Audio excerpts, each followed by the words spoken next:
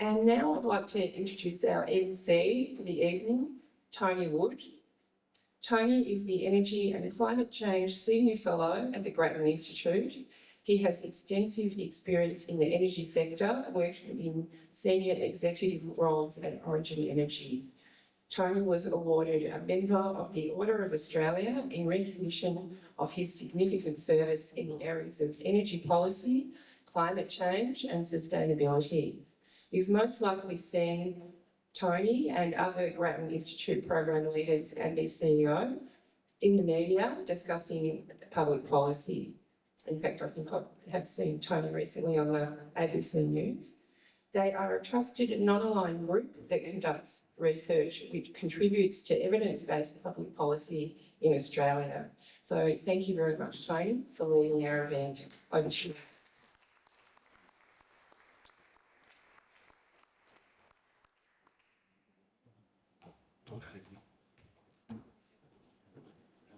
Thanks, Sue, and good evening.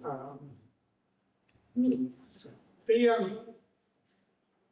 don't often get an opportunity to write to an event like this. Last time I was speaking to a group about a month ago was in Bendigo, and there would have been 500 or 600 landowners. About half of them probably were in favour of taking action on climate change. The rest were in favour, but not the way that they thought people were going to do it to them. And it's a good example of what happens when you really annoy local communities and don't deal with them as though they were human beings. Hopefully tonight we won't have that sort of debate, but if anyone wants to have a debate, that's great. That's what I'm doing. I did spend some time this week debating with a certain very public member of the National Party about his private members bill. That's not the topic. Tonight we're talking about getting off gas. I live in an apartment in Port Melbourne. It is all electric. My only frustration is that when the apartment was first built, they put gas in, and the gas was just basically supplied to all the apartments. And it's been metered centrally. So guess what? I pay for the gas whether I use it or not. So at one point I'm going to have a serious discussion with the Victorian government about how do I solve that problem, right? But tonight we're going to cover this topic because we're going to have a report, and I'll cover this in a few moments, called Getting Off Gas. Now it wasn't intended to get up the nose of the gas industry. I spent my first 10 years of my working life as a buyer of gas, and the next 20 years as a seller of gas. And in the early part of that, I was the head of the gas company in Queensland, Queensland Gas Company it was called at the time. And we had a cooking school. And what we did was we basically brainwashed young people into cooking with gas. I should say young girls, of course, because the boys were doing serious stuff like woodwork and metalwork. It was the girls who had to learn to cook, right? And that's the way the gas industry grew off in those days, was to convince people that gas was the best way to cook. And of course, there was a time like gas branding good or not careful. There was a time when gas was cheap and solar was expensive. Those days have long gone and they will not return. In fact, if anything, gas isn't going to return either because, as many of you would know, living in Victoria, not only are we the largest by ourselves consumers of gas, but we're also running out of gas. And the idea that Victoria would physically be running out of gas is something that most people don't even believe some of the time, but the fact is that's what's happening. And so putting those together is a challenge. And I'll cover a little bit of that. So tonight we're going to talk a little bit about some people who are really at the absolute coalface of what this is about. And I'll introduce them very shortly. Sue's already mentioned that we have got a Q&A session. I'll make a few comments, open it up to Q&A. I've got some, I don't think particularly killer questions, but hopefully they'll be informative. So for those of you who come tonight to learn something, you'll get some information about what this is about and what you can do about it and what the experience can be like to move away from electricity to gas. And what I will say from the work we've done, it is not always simple. It is not always simple, but there is a way through this. And the important question in this whole debate, despite what we'll hear sometimes in the public discourse about this, is not whether we should do this or not. It's not whether we should do it or not. Whether we should turn around because it's getting too hard or too expensive. The only choice we've got is whether we do it well or we do it badly. Because despite whatever Donald Trump does, whatever the National Party does, climate change is not going away. Donald Trump is not going to trade deal, putting tariffs on God. It's not going to happen, right? So the only choice we have is whether we do it well or badly, and one of the ways to do this well is to move away from gas. That's the way we have to go. The only question is how quickly we get there and how we avoid the painful parts of the process. That's going to be the challenge. So, I've got a couple of slides that come from a report we wrote 4 or 5 years ago called Getting Off Gas. And what we were looking at was this question: why should we do this and how do we do it? And the simple answer, and you're going to hear more about this in the next 20 minutes or so, is that there's two really good reasons to do it. One, it's cheaper, and the other one's good for you and for the planet. It really is as simple as that. Of course, there will be some challenges in certain circumstances. You don't do this glibly. But the answers are relatively straightforward when you really think about it. So, people who have grown up and lived all their lives, or most of their lives in this part of the world wouldn't realise necessarily that the way we use gas in Victoria is unique in this country because we use a lot of gas in our homes, As I said, I lived in Brisbane. People basically use gas if they do it all for cooking. I tried to convince the weights and measures people, don't even bother measuring it. You don't even know, you wouldn't notice it. If everybody in Queensland stopped burning gas in their homes, you'd hardly notice the impact on emissions. In Victoria, it matters. Victoria will not achieve our climate change objectives unless we stop burning gas in our homes. It really is as simple as that.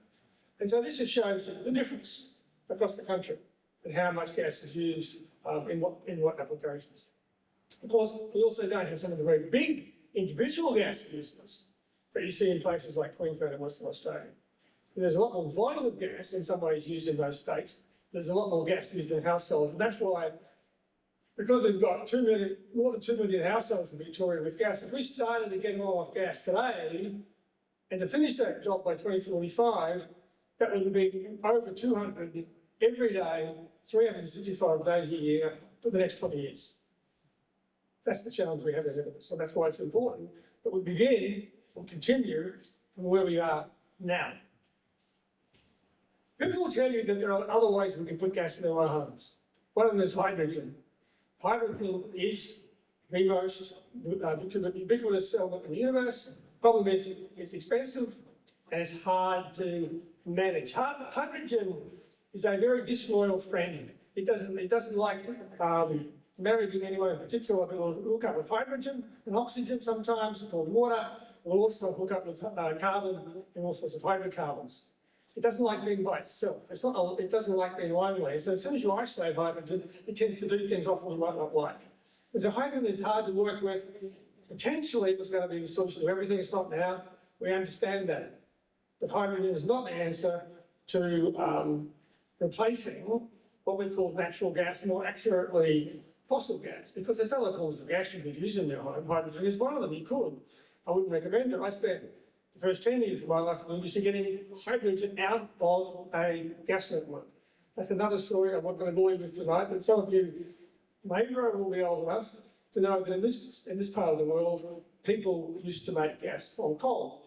And that gas was hydrogen and carbon monoxide. In Victoria and all the other states, you will save money. Now, I need to be very careful the way I present this chart. I'm not saying you throw away perfectly good electrical appliances today and replace them with gas. I would replace them with gas appliances today and replace them with electricity. It's not as simple as that. The analysis we did and what we recommended, if we start now and we try to ensure that when people replace their broken down, failing, whatever it is, gas appliances, or when they're doing a renovation, or when they're buying a new house, that they replace them with electricity then. If you do that, then you save significant amounts of money, and the reason Victoria stands out here is because of the fact that we use so much gas for heating our homes. For most people, it's not the most emotional question. The most emotional question is often about cooking. If anyone's followed Neil Perry, the master chef who also cooks for Qantas, you would know he's a very strong supporter of induction cooktops. And the question, the debate is now almost like, chefs at different paces, as to whether you can actually cook with induction cooktops or whether you can cook with gas. But it's also why you've seen, in my view, unfortunately, the Victorian government's really struggling with how to find a way through this. The The real issue here is that as we move away from gas for our homes, you will actually reduce emissions. Now, right now, in some parts of the country, and certainly right now in Victoria, we still produce a lot of our electricity comes from coal. And if we, in the left-hand chart, it shows you that in the short term, in some cases, it would be there'll be slightly higher emissions. But it was absolutely going to happen in the next 10 years going completely the other way, as you can see from this chart. So now's the time to start doing this, because as we move our electricity system from being dependent on coal to renewables, we'll see those savings coming through significantly in terms of emissions reduction. So this is not an excuse not to do it, and some people will say, oh, well, you shouldn't do it because you're not going to bring emissions down. That's a very inaccurate way of putting forward the debate. So what we recommend is a number of things. We recommend that government start to take some action on this, put out some plans, make it very clear what needs to be done. What is the long-term objective? How quickly do we need to do this? Both South Australia and New South Wales were not prepared yet to go down this path when we published this report. They're starting to take it seriously now. Even in Victoria, the government initially was talking with a degasification project very strongly. Certain steps were taken. One of them is one that we certainly recommended on this page here, which is to start requiring that all new homes be electric. We've also strongly recommended that for people who are renting, people who live in social housing or community housing, the government should be supporting all of them in this process. Because for them, there's always going to be renovations, and the cost of doing that should be borne by either the landlords or by the governments. And eventually, we are going to have to phase it out, because we won't get there. We won't get there by voluntarily suggesting this is the case. And only a couple of years ago, the federal government, in its future gas strategy, said not only that gas is going to be around for many decades yet, this is the federal Labor government I'm talking about, but also that people should have the choice about what they're doing in their homes. You will hear tonight why that is not a choice people should always have. We don't have the choice. I will not have a choice how fast I drive home tonight. That is not a constitutional right that I have. I don't have a constitutional right to smoke in this room. Why should I have a constitutional right to burn gas in my home when the consequences of doing that are so significant? But we don't think about it that way, and we shouldn't. The objective is not to make people feel bad about things, but to realise the benefit that will accrue if we do the right things. So, I'm now going to introduce the panellists for this evening. As I said, we'll have some Q&A with them. Then we'll have opportunities to you, submit questions by Slido, and we'll go through those questions, and then we'll finish up, hopefully on time this evening. So, firstly, we have from the government department, Katie Brown. Katie is expert in this area. You would be aware that the state governments, particularly in Victoria, are doing a lot of things to support people to get off gas. Katie.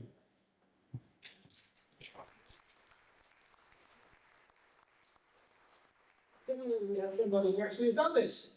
Liz McConnell is a homeowner.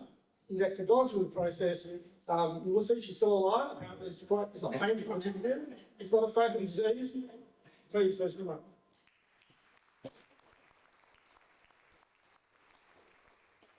For those of you who think this might be tricky, hard, expensive or otherwise, Brendan Lang is here. His business is actually helping people do this, and Brendan will be available certainly. He'll talk about it tonight.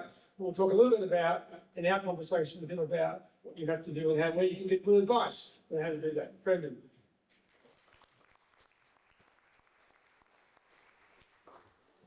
And finally, we have Dr. Genevieve Cowling. Genevieve is a doctor. She's basically heavily involved in this whole question. We'll talk about this, the health impacts of gas and why it's actually good for your health, and not just for the climate. So why you should move away from gas. Genevieve.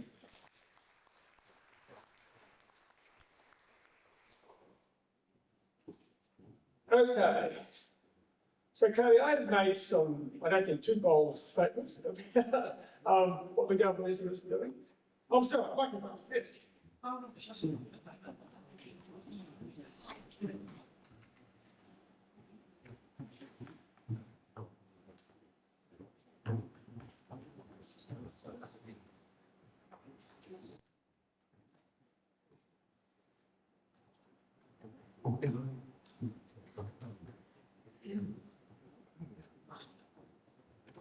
Okay, some more up-to-date things. Of course, I realise that, we both realise, I'm sure, that not everybody's exactly the same. But when people think about this from a cost perspective, what should they be looking at and what are the potential benefits? Yeah, thanks very much, Tony. And thank you very much for having me tonight. And I'd also like to pay my respects to the Wangal people and any traditional owners that might be here tonight. So we have some really excellent fact sheets on our website about the kind of savings that households can expect from going all electric, and that will vary from house to house depending on how much energy you use in your house right now and what your building fabric looks like. But in general, we think that converting an existing home with solar panels from using fossil gas to electricity can save around $2,000 a year on your energy bills. And that would be a little bit less, about $1,700 a year if you don't have solar panels. Of course, the best use of your solar panels is to self-consume that electricity that you're producing. So really making sure that you have a great fabric shell of your house and using your electric appliances when you've got the sunshine. And if you're building a brand new home to the 7-star requirements that are required in Victoria without solar, if you were to build your house, you'd spend with 7 stars only around $2,000 a year on energy bills. Whereas if you make it a dual fuel home, you'd be spending more, like $3,000 or thereabouts. And really that just means immediately all of these houses that are being built all electric as part of our regulations are going to be saving around $900 a year straight away by being all electric. So, I think that's really great. Even more savings if you've got solar. And like I mentioned, our energy website for Victoria has fact sheets that kind of outline what those things are. We've obviously got Liz who will tell you what her experience is. I'm interested, how many people here have still got gas in their homes? That's why you're here tonight, right? So, Liz, you can give these people a lecture as to why they should do it, right? What's your experience been like and why did you do it? Okay, my house is just little. It's brick veneer, it's got some big windows and it faces east-west, so I get a lot of afternoon sun. My house was all gas cooking, hot water, heating. I went along to a couple of sessions that Bayside Council ran about getting a house off gas, getting solar panels, and they convinced me that it wasn't worthwhile me doing it. But I had retired, but I had a part-time job and I had some spare cash. So I thought, why not? I also, My Efficient Electric Home, the Facebook site, I got a lot of information from there, which was convincing me. I also thought I needed to do something for my grandchildren's future. So that was really what motivated me. And I was concerned about climate change. And I've been I didn't know how much electricity was going to go up in price. And I've been absolutely delighted with the outcome. I now have solar panels, I have an induction cooktop, I have a heat pump hot water, and I also have an electric car. So I've got the lot. That's pretty facilitable. And you've put them all in one go, did you, Liz, or over a period of time? No, probably over about 12 months. The first thing I did was, after the solar panels were on, the first thing I did was the hot water, because my gas hot water service was 19 years old. So I thought it probably was getting reasonably close to being terminal. So I bit the bullet and did that. I already had 4 reverse cycle air conditioners in my house, 1 in each living area and one in 2 bedrooms. So it wasn't hard to get off the gas ducted heating. And the biggest thing for me was the induction cooktop. Again, for My Efficient Electric Home, I discovered that through, I don't know what it's etiquette to say this, but through IKEA, I could get a rebadged Electrolux one, a lot cheaper than the European cooktops.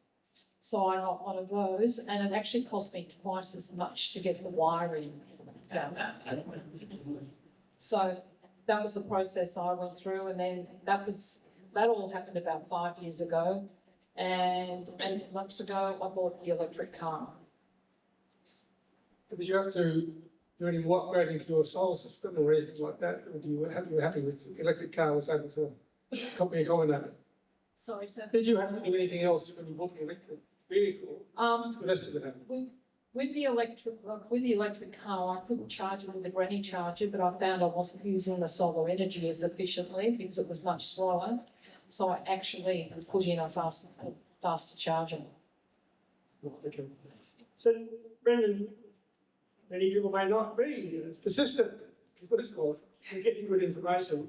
But as things change, where would the people these days, the people in the room, where should they start to get good advice? Yeah, thanks, Tony.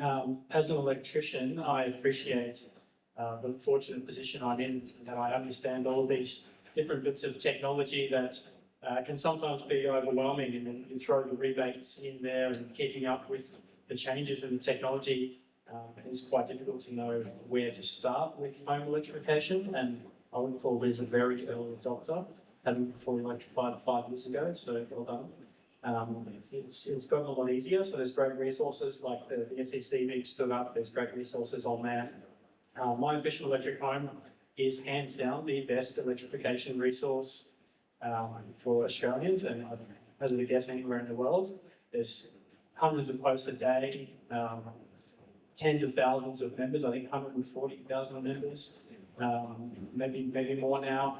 So jump on there. Again, that can be a little bit overwhelming, but there's a search feature. So just pop in your suburb or pop in heat pump Melbourne Southeast, and you'll start to filter down all of those thousands of posts and see things that are a bit more specific to you. If you're aware of particular products and manufacturers, a lot of manufacturers have got installer networks listed on their websites. Other electric communities through Rewiring Australia have stitched together local installer networks as well. So it's going to be a localised approach that will give you the best results. If you can get tradies who are based nearby, have got history of doing good work in your community, then you're much more likely to get a great outcome from them. When we started our work in this area, we heard a lot about all the problems we were into. It's going to cost $50,000 to make this change. It's going to, there's no place in my household apartment to put the heat on, et cetera, right? I mean, these obstacles presumably can be overcome, but you find that the sort of questions that you get challenged with. Yeah, absolutely. And it takes a bit of persistence as well. Just keep asking, finding more people to ask, and eventually you'll find someone with a real can-do attitude, and they'll help you find a solution. In 15 years of being a qualified electrician, I haven't found a house that's beaten me yet.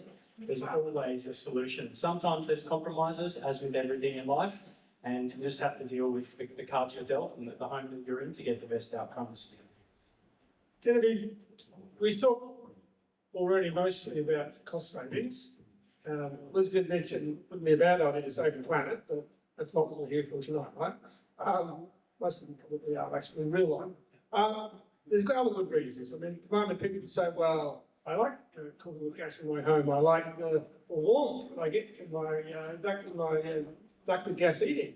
So are there other things we should be thinking about from a health perspective? There absolutely are. Okay, so the health aspect is actually really important, and you also need to know that so because we're all tightly weather sealing our houses now, which is really important for energy efficiency, but we're actually heightening the risks associated with using gas in your house. In general, it's a bad idea to burn stuff in your house, and that includes central heating if it's not functioning properly. So when you burn stuff, there's a complex mix produced from that, the products of combustion. So there are things like carbon dioxide, there's nitrous oxide and nitrogen dioxide, which together are known as NOx. And I can go into how bad each of those all are. That's NOx, so particularly nitrogen dioxide, they're potent respiratory irritants, and they're implicated in chronic lung disease and asthma. Carbon monoxide is really dangerous. And most people don't know that they need to get their gas appliances, particularly heating, serviced regularly, at least every 2 years, or else they can be faulty, they can not burn cleanly, they'll produce carbon monoxide, and there is a high risk of that being pumped into your house. And much less chance of it getting out of your house because you've sealed your house tightly. There's also things like formaldehyde, which is a volatile organic compound, easily breathed in, highly toxic and carcinogenic. It's irritant to your skin and your lungs. And of course, there's fine particulate matter also. That's PM 2.5, which you will have heard about with bushfires and that sort of thing. Those particles are so tiny that when you breathe them in, they then can go through into your bloodstream and the rest of your circulation. So it's not just lung disease, asthma and chronic lung disease in adults and that sort of thing. It's also associated with diabetes and dementia and heart disease and poor pregnancy outcomes. So these things affect all stages of life. For asthma, for instance, in the community, Australian figures show that about 13% of community asthma is associated with gas in the home. And in a child that lives in a house with gas cooktop, about 30% of that risk is ascribable to the gas. That's a lot. But the good thing is, with everybody getting off gas, eventually all of those risks will go down, the community instance, and everything will go down. So it's really good. In some parts of the world, there are moves away from gas for that reason, more than for the climate change reason. So why do we not have that in Australia? We're doing our best to get the message out there. No, we're trying to get the message out there. But yes, that needs to get out there. And I think it's already been alluded to before. People are very fond of their gas cooktops. And because of how they've been brainwashed, although they've just been brought up, to think that, gas was the best, most modern way of cooking. It's responsive and all those sorts of things. But when it comes down to it, all of the things that we can do with gas in our households, we can do much safer and healthier with electricity, and cheaper too. I mentioned before that one of my jobs a couple of years ago now was to take hydrogen out of the gas network. We used to make what used to be called Towns gas or coal gas. And the tanks we used to store it in, it's still around the suburbs of Australia. And that was a concoction of hydrogen and carbon monoxide, which is what Genevieve just talked about. Now, some of you maybe have seen old movies where the way you commit suicide was basically you turn the oven on, close all the doors and windows, and went to sleep. And that was one of the most common ways of committing suicide, unfortunately. And when that sort of gas was phased out with what's we now call fossil methane or natural gas, the suicide rate in the UK went down by a third. And the sad story, of course, is that many people know this, maybe sometimes from personal experience, that often if you make it less convenient, then people often don't. That was the sad story of what happened in those days. One of the benefits going in this pathway is you cannot, as far as I know, easily commit suicide with an electric It's absolutely true. And the carbon monoxide issue is still like it's become more important because of the tight sealing of the households. But people do die from carbon monoxide poisoning from faulty gas appliances, usually heaters, because you leave it on for a long period of time. And the Victorian government's information campaign that they run every year on, safe winter and safe heating is a result of the coroner's recommendations or requirements, basically. or what was that? Okay, can we come back to the question, not so much of the cost itself, but the things that the government's doing to support people to make this transition? Maybe you could cover, because there's not just, I don't know how many people there's people, I'm sure people who live in apartments, people who may be in rent, and so forth. What is the government doing to help the transition for people in different circumstances? Yeah, thanks, Tony. And it's a really important question because there are upfront costs associated with changes of appliance, whether that be electric or gas. So, thinking about your next appliances is a really important thought. So if you're fortunate enough to own your own home, have the ability to be able to be making choices about your next appliances. We have resources through SSCVIC, and I'm sure David will have a chat to you afterwards if you're interested about ways to do that. Our Victorian Energy Upgrades program is a rebate scheme that you work with installers to be able to get a discount on replacing existing appliances with more efficient appliances.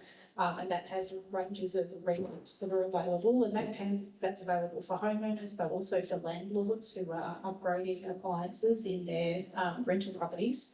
And then also the Solar Homes program has rebates available for hot water heat pumps, for installing solar, and they also have a solar for apartments program, because we know that that's a challenging space with corporate laws and things like that. So really helping that program through there. So there's some rebate schemes, and then on top of that, working with the federal government, we've got our energy efficiency in social housing projects that are going on at the moment as we're upgrading and going through social housing, looking at upgrading all of those properties where we can to efficient electric appliances.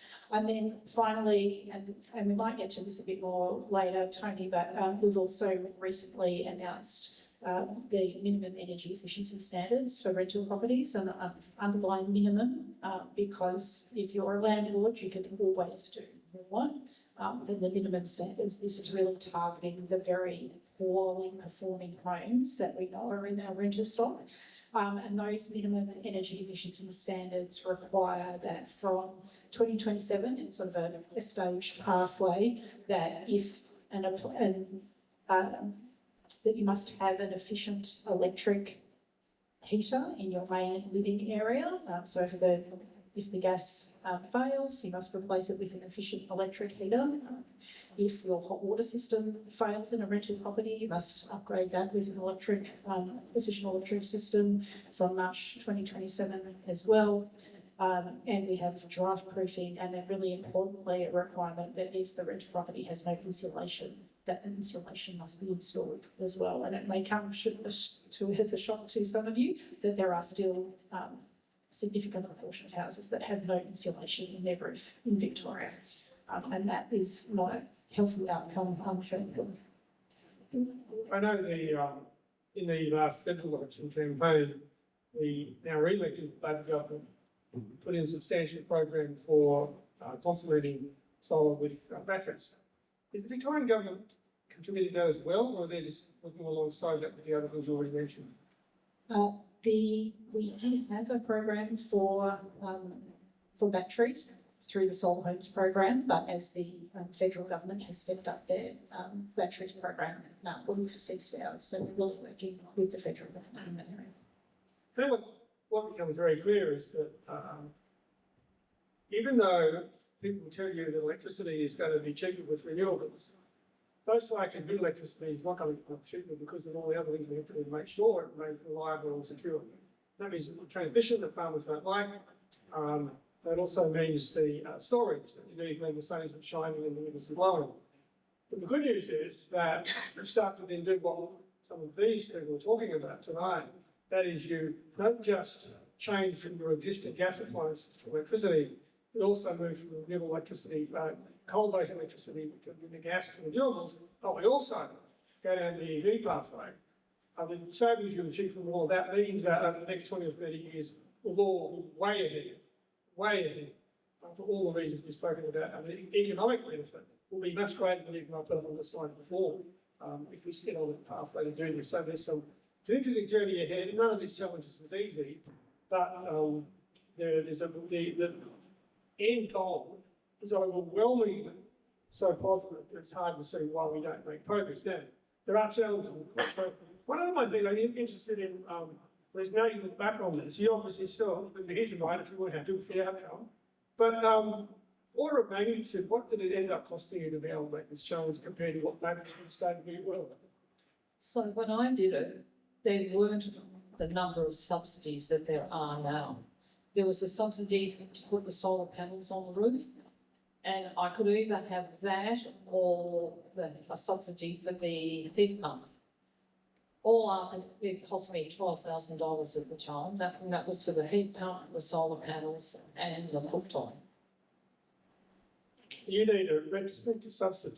You need to lean on the lady on your left and see what negotiation you might be able to do before we go home tonight, right? Well, I've actually had discussions tonight because one of my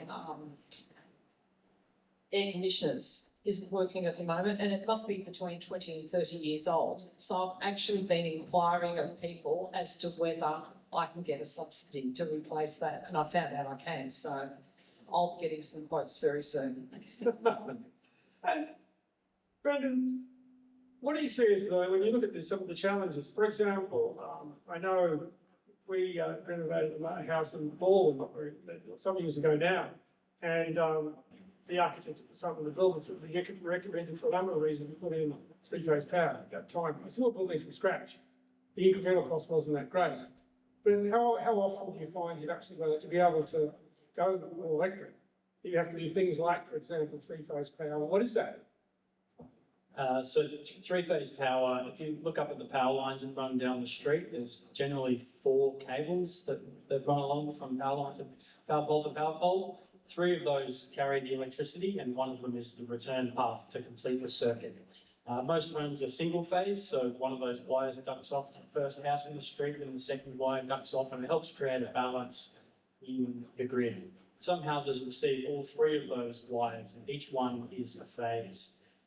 Generally, what will trigger a home needing 3-phase is one of 2 things: the overall size of the home, which then has larger energy use and requires more power that exceeds the limit of single-phase connection.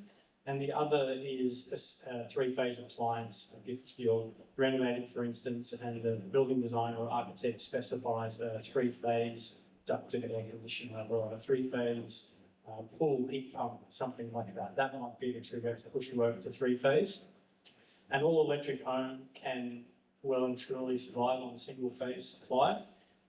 It's just about how big that single phase supply is, and you can get a bit of an indication on that by having a look at your circuit board at home and having a look at, there should be a little label on one of them that says main switch, and that might give you a leading indicator of how many amps you've got coming into your house. I've got a 2-bedroom townhouse. We've got a pretty modest single phase supply of 50 amps, sort of middle of the road. We've got an all-electric home with 4 air conditioners, induction cooktop, solar, EV charger, the whole lot. It's not holding us back one bit. A key component of the maximum demand of your home's electricity usage is the EV. The home has never seen an appliance like an electric vehicle. Your kettle will use 1/3 of the electricity of an EV for about 2 minutes. And your EV could be doing that for 9 or 10 hours. So having a smart charger, as was touched on, is a really key part of the electrification changes in your home. The smart charger has the ability to understand what your maximum demand is and throttle back that car charging as needed as you turn on the air conditioner, turn on your induction cooktop, and then turn them off and go to bed, and your car can come back up and start charging again at that higher amperage. The smart charger can also track your solar, which is what Liz mentioned, so it can absorb as much of that solar generation as possible throughout the course of the day. And it's not like just plugging into the PowerPoint and setting and forgetting it at one rate.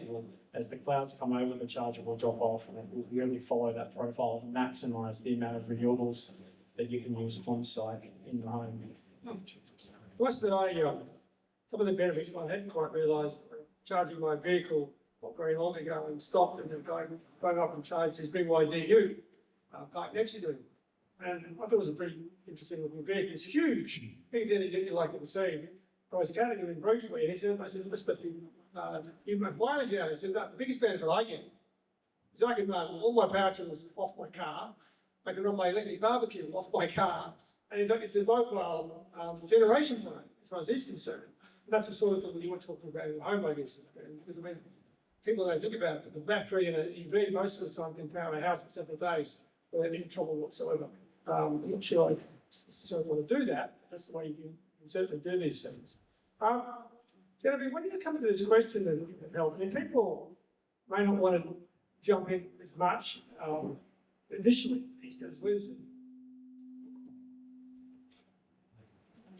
as much as Liz did, they may want to go take it more slowly. So, you know, if you decide that, well, when my water system breaks, I'll replace that. Maybe I really don't like gas cooking, so I'll keep it. By the way, you should realise that if you do that, the gas connection in your house will be exactly the same. It will be started exactly the same amount, having that gas connection as you would have done if you'd maintained all of your appliances running on gas. That will be freaking expensive cooking, let me tell you that. On the other side, people are concerned about this. And the things they can do now to be planning for this, that I mean, if people are really worried about the health issues you've raised, what can they do ahead of going from electric? Yep, absolutely. So, interim safety measures, basically, is what you're talking about. So obviously the ultimate aim is to, get onto a fully electric home on renewable energy or all of those kinds of things. So there's a few things you need to know about. Obviously for carbon monoxide poisoning, if that's suspected, you need to act immediately. Open the doors and windows, turn off the appliance, evacuate the house, seek medical assistance, and it depends how sick people are as to how urgent that is, and don't use the appliance again until it's been serviced or replaced. So that's an obvious thing to do. Okay, but other safety measures. Improve the ventilation in your home, and this is particularly important when you're cooking. So use your range hood if you've got it. But I warn you, it may not actually be vented to the outside, okay? So that's in itself is not enough. It's useful for at least taking the fat out of the air. But open a kitchen window, okay, particularly some cross ventilation. Ventilate your whole house when the weather allows. Those things are important. And for gas heating in particular, say if you've got slightly complicated, you need to know with a gas heater, you need to know what kind of gas heater you've got. If it's a heater that gets the air to drive for the burning, if it gets it from inside the room, okay, there is a risk that you could cause the products of combustion to come back into your house rather than go up the flue. And that isn't a problem if you put on extra exhaust fans elsewhere in the house.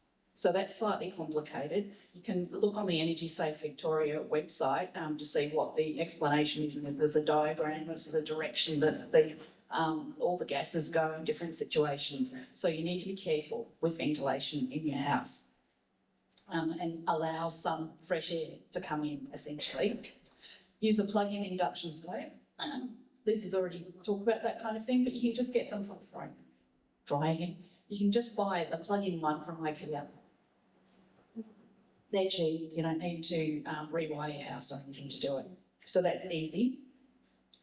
Look on the Energy Safe Victoria website for safety alerts. Okay, go and have a look to see what the brand and model of your heater is, and check on the Energy Safe Victoria website to make sure that it's not one that's already been recalled or there's another safety alert out on it.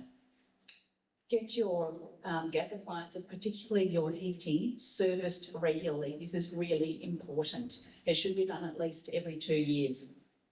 And make sure it's done by a qualified gas fitter, type A gas fitter, and that he's got the equipment, which he should have, he should have, to check for carbon monoxide spillage, including when all the exhaust fans are on in the house. Okay, so it's really important that they do that. And the gas fitter should be able to explain to you what they're doing and why they're doing it. Look for changes in appliance operation, and that's particularly things like changing in the colour of the flame or popping sounds. Look for those. If you see those, then make sure you get your appliance serviced. Sleep safely. Don't sleep with your gas heating on. Okay, remembering, as I said before, that even gas central heating can, if it's not functioning properly, it can spill carbon monoxide inside your house, even though the furnace is outside your house. Consider carbon monoxide alarms. There's a US and European Union standards for those. Make sure you install them correctly. They only cost about $50 or something like that. Install them correctly. But remember that they can only ever be a backup measure. Okay, things can go wrong in between servicing. You could run out of your batteries. Could run out on the alarm. So these are only backup measures. And don't ever bring outdoor gas appliances inside. Okay, they're not flued properly. That's a really good way of releasing carbon monoxide and all the other products of combustion directly into your house. And it wasn't so long ago that there was a family, I think in Sydney, that nearly died because of that, whole family. Okay, and that's exactly what they've done. Okay, so don't do it. Jenny, one last question. I think many people in this room have certainly lived in Victoria, 1998, I think it was, when they had the Longford gas explosion. Some people would think, well, you know, actually, if I've got gas, I can cook, I can heat my home, I can heat my hot water. If the power goes out, then I'll have nothing. Whereas if I stay with my gas, at least I'll have that. What's the issue about reliability of our energy in terms of current water? Well, first of all, we're very fortunate in Victoria. Our electricity supply is actually incredibly reliable, and we're in the privileged position of having a great reliable system that is more reliable than it has ever been.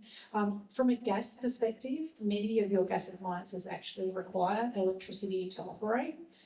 So particularly hot water systems and heating systems will have electronic ignition systems. So indeed, if you lose power, they won't actually work, and they have fans that operate to blow the air around, which also won't operate in a power outage. So I think it's really important to remember that although a gas cooktop, it's electronic ignition, you could probably use a match or something else to light it.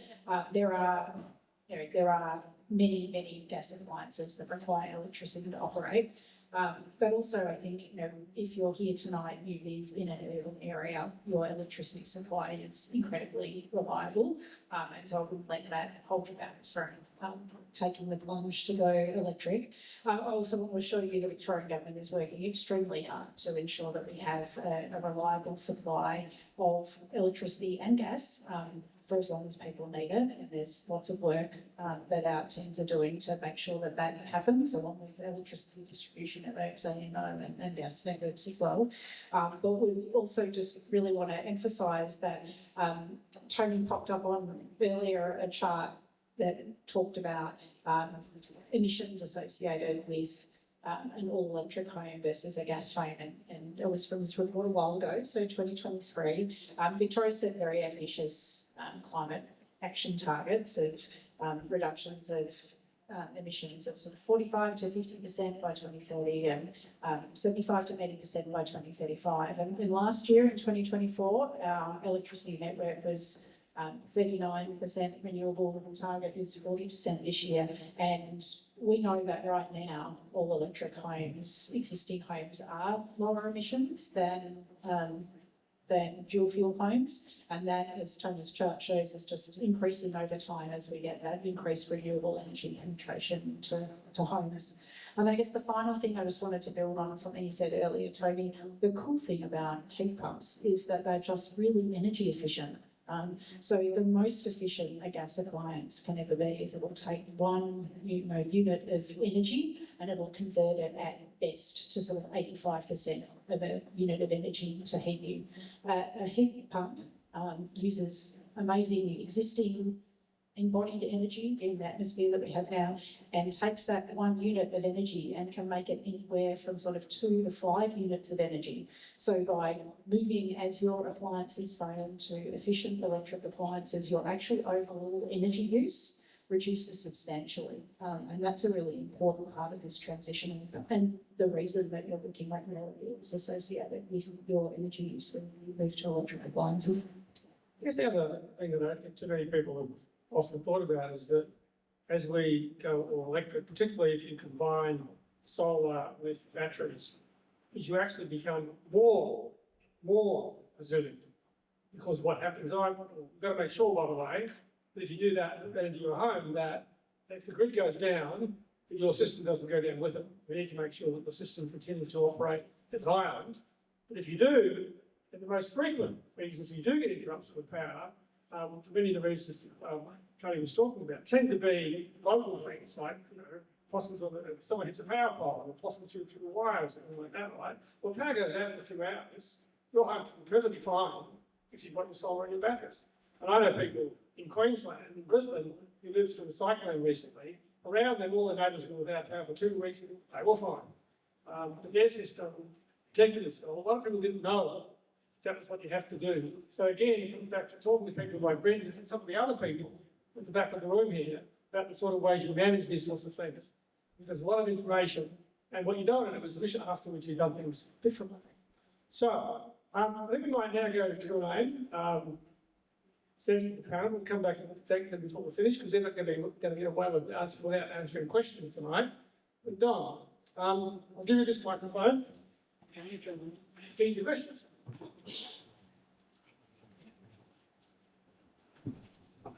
Thanks, Tony. All right, first question is from Maresh. If I replace some ducted space heating in my house with reverse cycle air conditioners, what do I do with the old ducts and ducting? I can answer that, I've done it. So I've still got my heating ducts, and what I did was I stuffed them full of old clothes and squashed up newspaper and polystyrene foam, and any gaps I actually sealed with an expandable sealer, and then I'll put the actual duct cover back on. Can I just add to that one? We took a slightly different approach in our house. We did have the ducts removed, mostly because I didn't want rats living in them. But then, yeah, there are places that will can look online that we can buy DIY sets to seal up your ducts, like the actual registers inside the house. You can do all that yourself, just to so you don't have holes in your floor. But either way.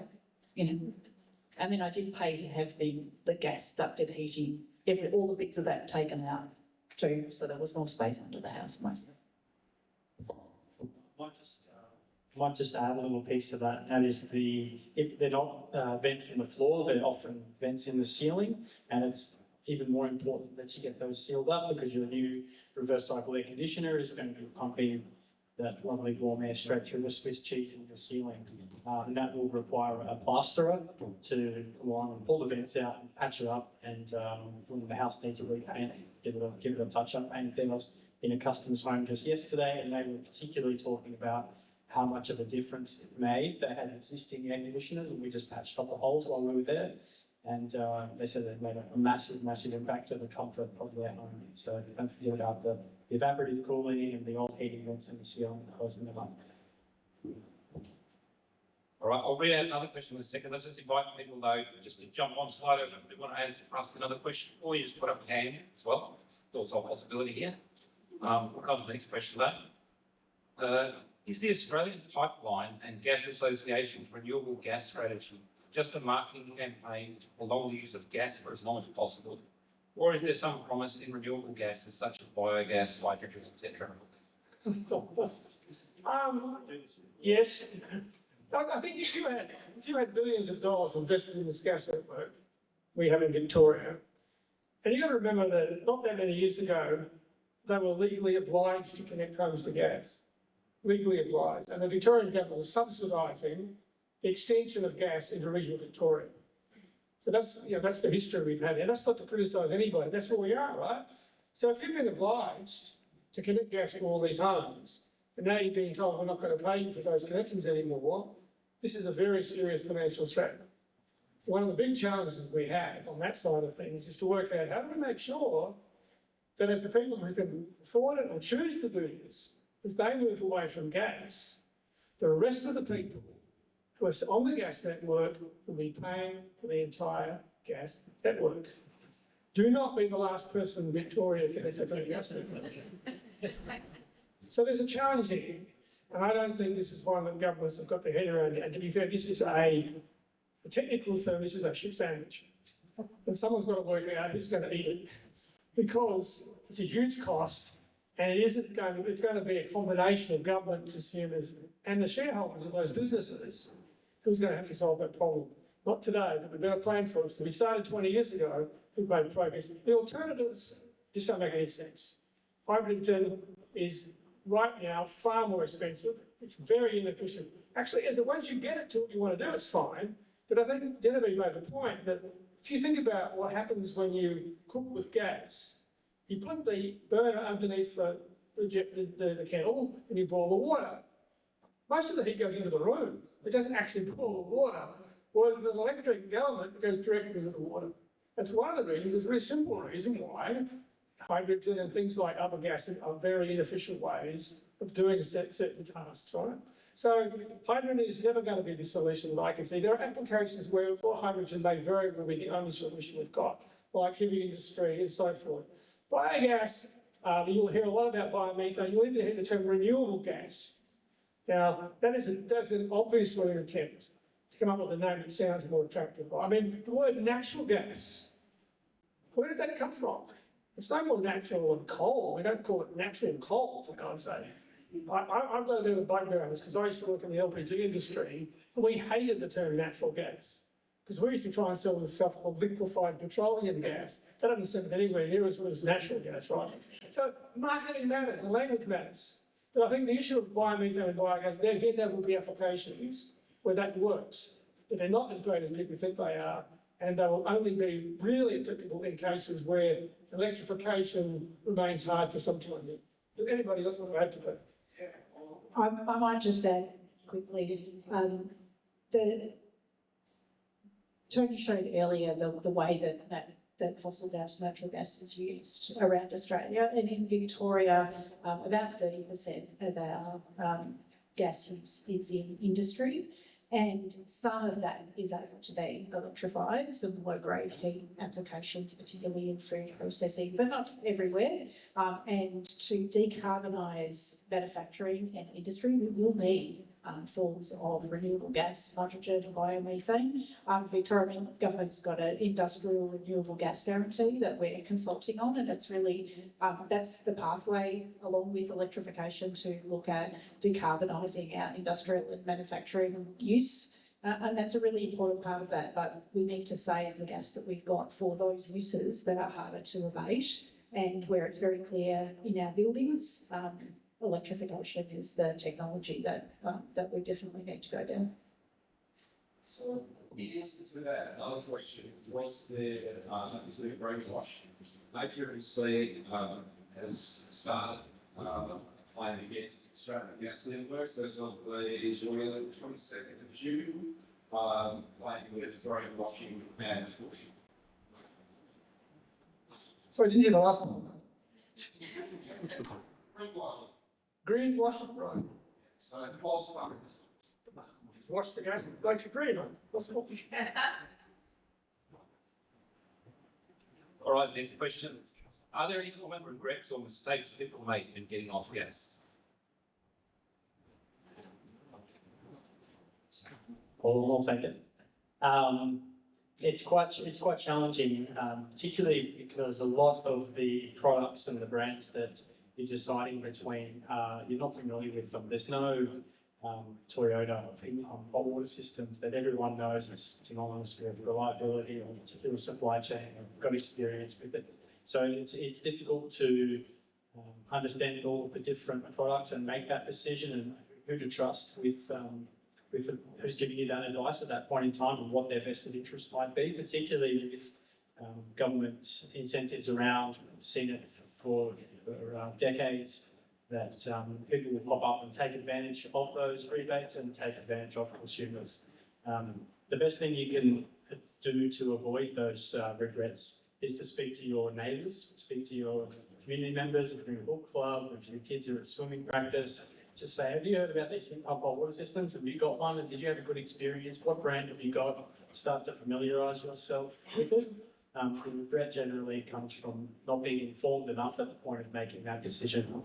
There's a fantastic social media account, Sarah Albury, somebody you may be aware of. Electrify This is her Instagram handle. She's a great advocate for this transition.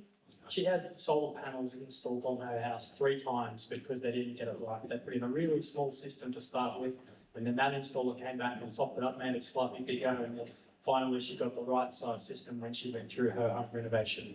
And she started with the council program and a council endorsed installation company, but she just went with the first one that came across her doorstep. And that was probably her first mistake, not vetting enough installers to get a canvas of what's happening in the market. Can I just add to an advocate for getting ready? Because what you want to be doing is replacing your appliance when it fails. And if your hot water fails, you're often cold and wet and a bit annoyed. And if you've done your pre-work, you'll know what can be installed and you'll be prepared to do it. Whereas if you're making decisions under pressure, it can be quite easy to just go with the same thing again that you've had. So I mentioned before the SEC one-stop shop. We don't really encourage you to take a look at that. Our energy website for the Victorian government's got a few steps of things that you might want to think about as you're looking forward to do this. So you're all here tonight, so you're clearly thinking about it. I really encourage you to have some of those early conversations. Because, as you all know, you don't make the best decisions always when you're under pressure, and so being prepared, particularly when it's a change, will help you understand whether you do need to upgrade your supply to your house or whether actually it's going to be okay with everything that you've got. But if you only get one quote, you might feel pressured to go down a pathway. And can I make a point with the local Bayside Council, because they do run some good programs advising people about how to go about it. The other point is that in the same way that people here tonight are learning stuff, other people in the industry are also learning equally fast. And so people who make or who've been making gas appliances in Australia successfully are now turning their mind to the sort of technologies we're talking about here this evening. The plumbers and gas fitters are doing the same thing. At the same time as they're concerned about what happens in the future, they're also making sure that their tradies know how to go about helping people make easy conversions from gas to electricity. So there's a lot of progress here. It's only going to get easier. It's only going to get cheaper. I've got a question. I've just sort of started the process of getting quotes for all of the above, and each quote's got a sort of alphabet soup of subsidies. They say, you'll get this off if you're eligible. And I'd just be interested, is there anywhere I can go to see a comprehensive list of all the federal and state subsidies and eligibility criteria so that I can come back and check whether these things actually apply to me? I'll run with that from the installer's point of view, and then I'll maybe take over. So there's, the Solar Homes program is the only one that is eligibility tested. So that applies to solar panels and heat pump hot water. There are state and federal rebates that are Solar Homes. It's run by Solar Victoria, but they also administer the hot water rebate scheme. And they both have means testing around those rebates. But there are state and federal rebates that apply in different circumstances that are not means tested. So you'll always get those. It's just about the eligibility. So the Solar Victoria website is really well set out on if you're eligible, and your installer or who you're getting quotes from, they may be what's called a retailer, and they often interact with that scheme, and then the installer follows on. They should have a really good understanding of the rebate mechanism and be able to explain that to you in a way that makes you feel confident that you grasp what's happening, because there is a lot of detail. For tradies as well, there's a lot of tradies who don't engage with these schemes because it's just too hard. And I was speaking to Trent earlier, we tear our hair out every day interacting with these different schemes across state and federal and different portals. So we appreciate what the consumer has to comprehend as well. And I'll just add to, and you'll know more about this, Brendan, but Depending on what you're installing, you'll get different amounts of rebate. So for example, the Victorian Energy Upgrade Program is based on an emissions abatement. So if you go from a gas ducted system to an electric ducted system, that's not as efficient as going from a gas ducted system to multi-split. Right, so you'll get more of a rebate if you do the most efficient thing, and less of a rebate if you do what is still an efficient thing, but not as efficient. So that's why your points made it different as well. And I just encourage you to go to the Solar Victoria website. That one is, as Brendan said, is means tested. So you will need to check your income with it.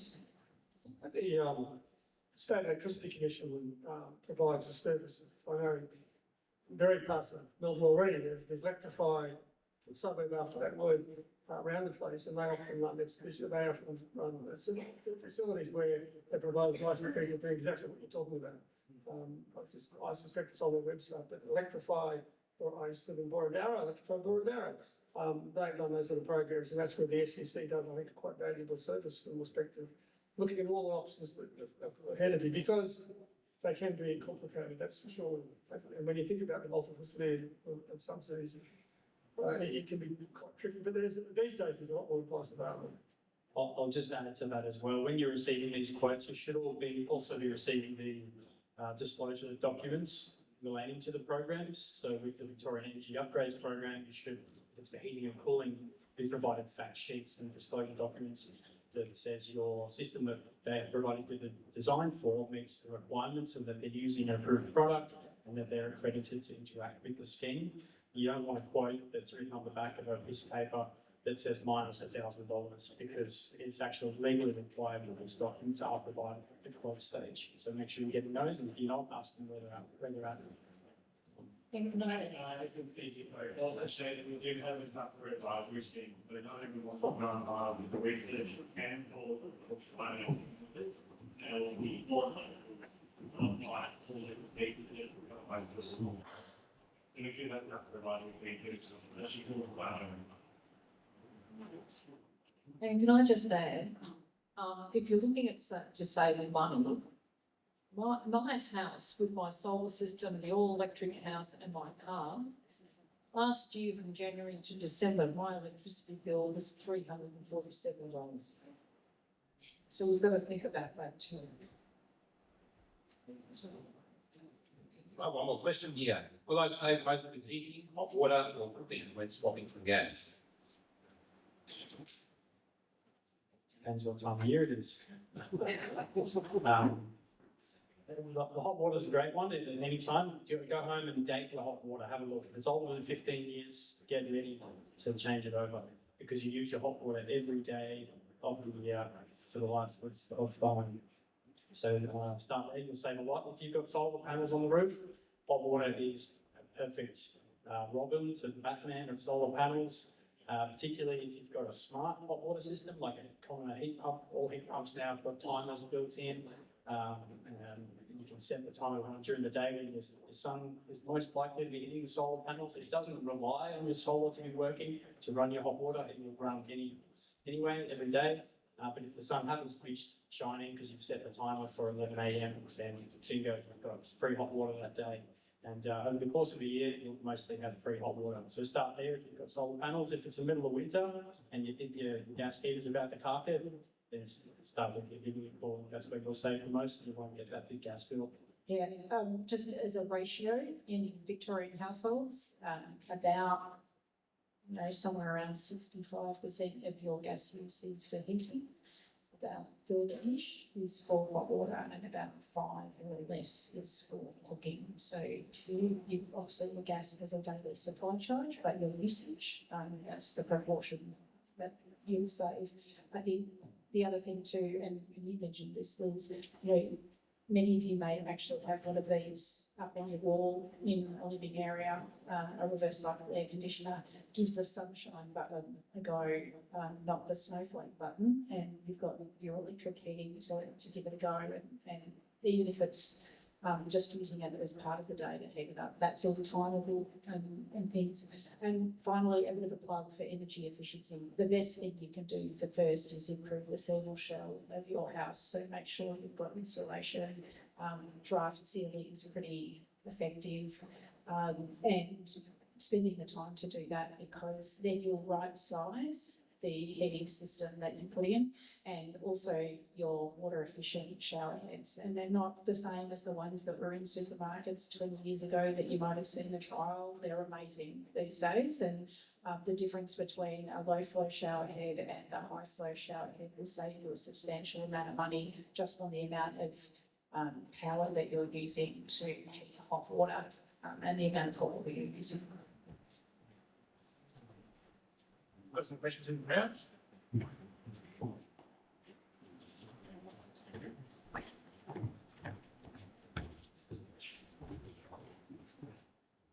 We've heard a lot about the quality of the air remotely. In an all-electric home, there is another function which isn't being promoted in Australia.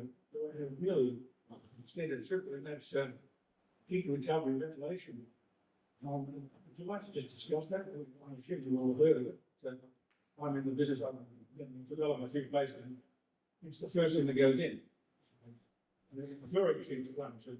Yeah, I think we'll see a lot more of that, okay, because there are bigger indoor air quality issues other than just gas inside your home. There's, volatile organic compounds from off-gassing of furniture and a whole lot of other stuff in paint, and of course there's the whole issue of infectious disease too, which we heard a lot more with the worst parts of the pandemic. So those are really important in passive houses, like houses that are designed to be really tightly sealed, really energy efficient. So those are vital, and there's no way that you would put gas into a house like that. That would be just dangerous without something like a heat recovery mechanical ventilation system. I think we will see a lot more of it. I'm not an expert in that, but I think we will. Yeah, I'm also not an expert in that, but for most people who are into looking to retrofit and start at the early stages, but absolutely a key part of a healthy home is to have HRV, heat recovery, heat recovery. 70 air chambers per day, the cost was about $2 million.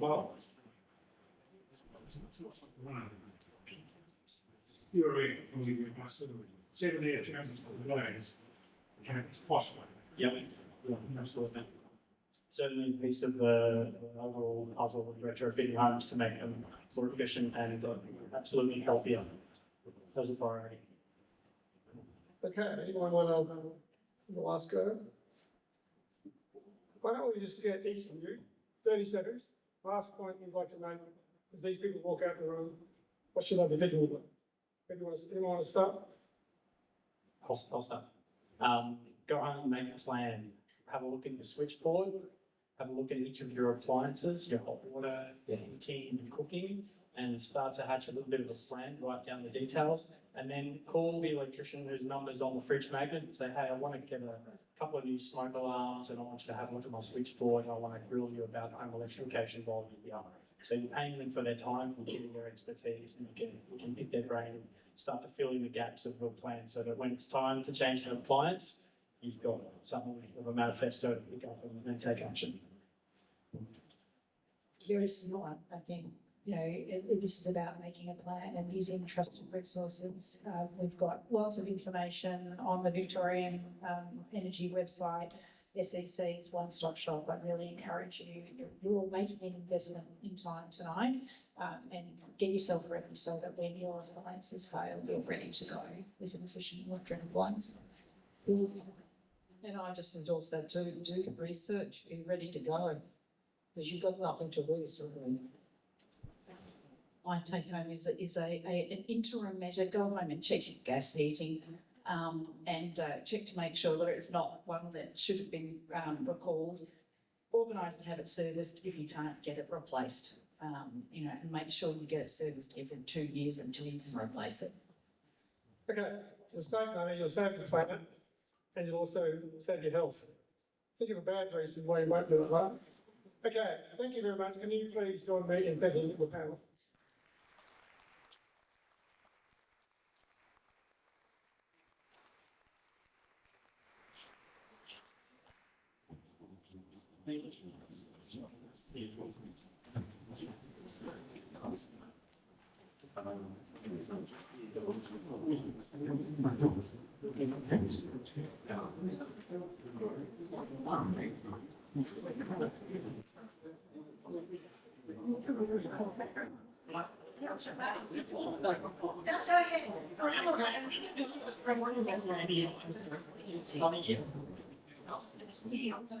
Hi everybody, you do have to stick around. So just before you leave, we do have a couple more things. And just would like to say a big thank you once again to the exhibitors. We've got the Bayside City Council, the state government presence with the SEC. And we've got Alpha Air and Sealy International, Australian Energy Assessments, Zico Energy, Mine Fusion Electric Home, and Getting Off Gas, the company of one of our speakers tonight, Brendan. And also we now have Joe, who will be choosing our two winners for one of Tim Forstey's special prizes. Okay.